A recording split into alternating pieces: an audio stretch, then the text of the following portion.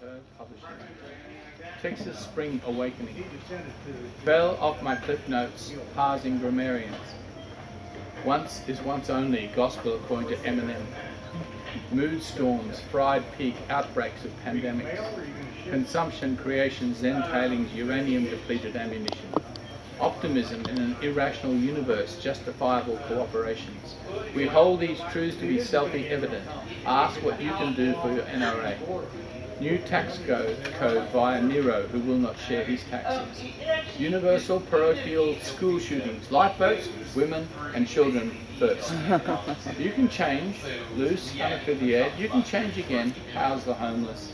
Second one, how to be invisible. Start by being too old or too young. Start by being too fat or too slim, too bright or too dumb. Start by being a woman. Begin poor and stay there. The ladder of success is made of snakes. Be quiet. Never contest tyranny and let bullies always have the very last word. Above all, be below all.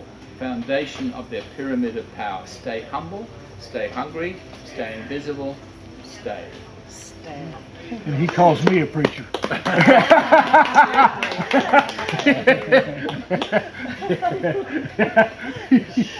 I can't get that good. When I was getting into the 25-year anniversary issue of the other magazine I run, cc&d magazine, I asked him if I could have at least that, especially how to be invisible one, because I thought it would be a perfect thing to the beginning of the Me Too section that is in this one issue. This is the 25-year anniversary issue of cc&d. It's called Shining. He's taking pictures, so I have to show it this way. Show it this way. And then rotate it slowly so we can see it's called Shining. Because of a silver anniversary issue kind of thing. That was what I was going for with the silver motif. But I have a number of pieces from a few things from locals. I've got a Christina Jackson poem in here. I've got a Sandra Cobb poem in here. She's from North, and from people from all around the country, and one that's from a chapbook that was done. And I used to work as an acquaintance rape workshop facilitator. Acquaintance rape workshop facilitator, which was 11 years after I wrote my first poem, which means I've got a couple things that are going to relate in that, and I'll talk about that at the end of this. So I have a few Me Too poems that are in here that I'd like to share with you. They're going to be somber. Be prepared. I'm bracing you, because you learn about all of these different kinds of topics, and out here, people say, "Oh, you do this? Hell, well, my girlfriend has this." Okay, all right, I'll get ready for it. You have to really brace yourself for it. But these are some of the stories from it. And this first one is called White Knuckled.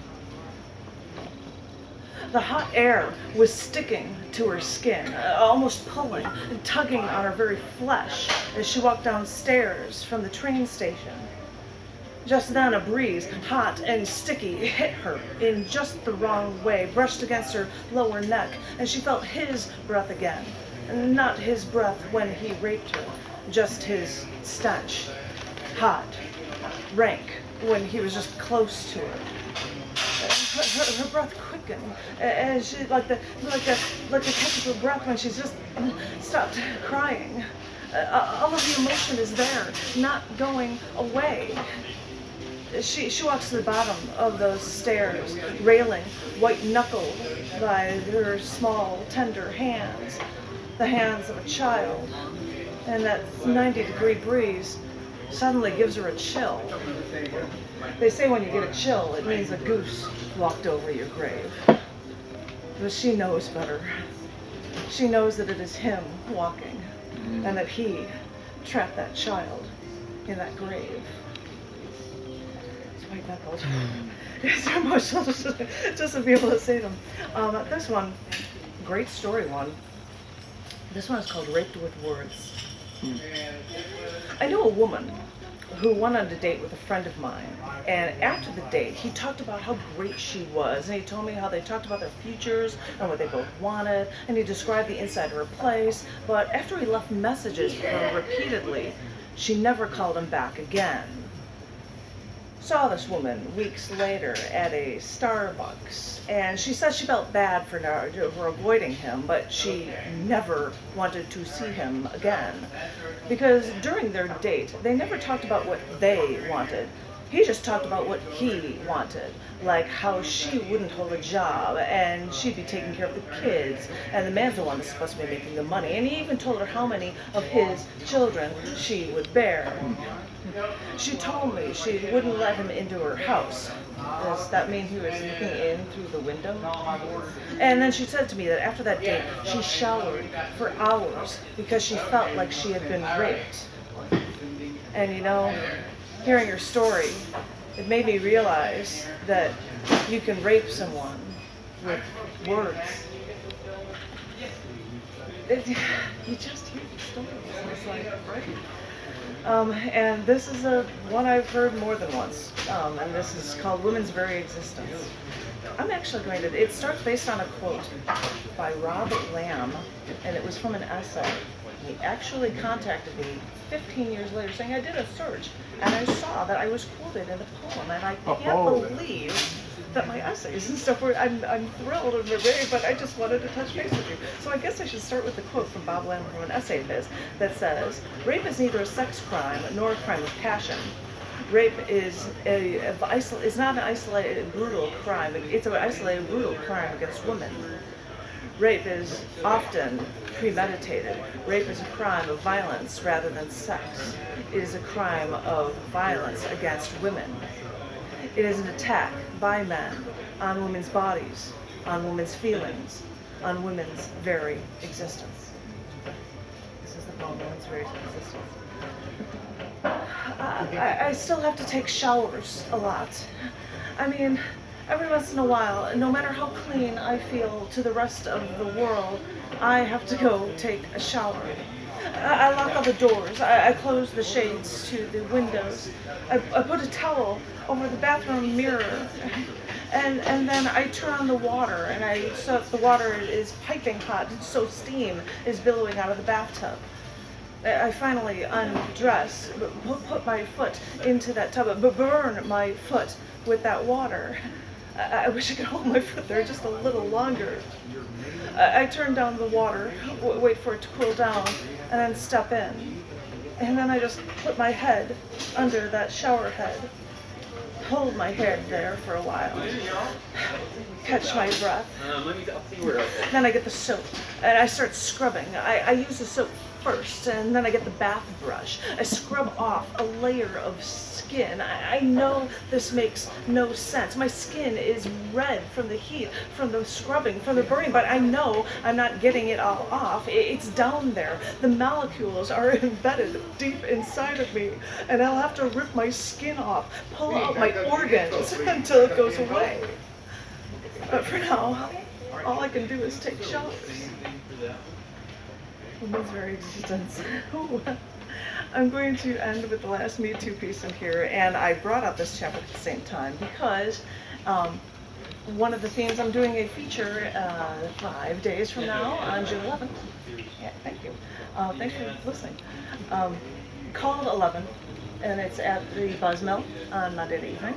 And the reason why it is 11 is because June 11th, when I was in Chicago, I did a show, and I did 11 themes on that, and so this is a total 11 themed show, and it starts with the first poem I wrote when I was 11 years old, and it was published when I was 11 years old in Read magazine, but then 11 years later, I was working as a acquaintance rape workshop facilitator, and this is one poem that is going to be in it. And it's crazy because now I'm hearing it with piano that John is doing, and then guitar that's going to be actually in our show. So, but anyway, this is a Pulitzer Prize nominated poem of mine called Right There by Your Heart. These are verses 2 and 6. Have you ever had that feeling before? You know, the one where someone is telling you something that you don't want to hear. Like if someone is about to tell you that someone died and you knew what they were going to say, but you still didn't want to hear it. Or if someone did something to you that you didn't like when you were little, like then when the kids would all at the bus stop and they would be shooting pebbles and spitballs at you every day because you were smart and you still had to go to the bus stop every day and just try to ignore them. And well, when that happens, it feels like a medium-sized rock just fell right into the bottom of your stomach. And you don't want to move because you're afraid that that rock will hurt the inside of your stomach. And so you just have to sit there and just hope that that rock goes away. Or else you get that feeling in your chest, right there between your lungs. It feels like someone is pressing on that bone there. And it's like right there by your heart. You've got to breathe. Your offer's ready in the buy area. But you've got to be able to breathe. You can't be able to take that pressure, that force any longer. I don't know how many times the idea of seeing him went through my mind. At least once a week, I'd imagine a scene where he'd confront me, and I'd somehow be able to fight him back, to show him that he didn't bother me anymore, to show him that that rock wasn't there anymore, to somehow be able to prove that I wasn't a victim anymore. I was a survivor, you see. That's what they call it now, survivor, because victim sounds too trying for someone who's been raped. So, Noelle, your ride's ready. Noelle, your ride's ready. So I keep saying that I'm over it, but then I still keep imagining Mark all over again, not raping me, but following me down the street, coming to my door with flowers, or sending me a Valentine. But once, when I was going to a record store, I saw him walking out of the record store just as I was walking in. And that's when that rock fell so hard that I thought I was going to be sick. Right there by the cash register, right there by those metal things that beep when you try to take stuff out of it, merchandise out of the store. You know what those things are. I just can't think of what they're called. Well, anyway, if I did that, he knew then that he would be winning to this day. How many years has it been? How many years since he's been doing this to me? How many years have I been wanting to fight him since I've been feeling that rock in my goddamn stomach? I managed to hide my face from him in the store so he didn't see me as he walked out. When I saw he was gone, I wondered why I still felt that pressure in my chest. I thought that the pressure was going to turn my body inside out. I reached for my heart, grabbed at my shirt. Well, maybe the pain was always there, right there, by my heart. But I try not to think about it until I go through times like those. Thank you. Thank you for being a voice. Thank you. Thank you very much. And that will be a small part of the show. So if anybody doesn't have plans on Monday night, I will be sharing that, and they'll be with music at Buzzmill, and it'll be a super groovy time. Where? At Buzzmill, and I don't know the address, but I can find it on... Yep, we have your offer ready in the buy area. Your offer is ready. I can't remember the street, but Townhouse. yeah, Townhouse Lane, something. Something like that. Yeah. Just look it up on Facebook. From I-35. The Buzzmill in Austin. And there's Stephanie Morrissey's the host, right? Yeah. Stephanie yeah. Morrissey. Yeah. Not Morrissey of the Smiths, but Stephanie Morrissey. Your turn, Henry. Take his time, baby.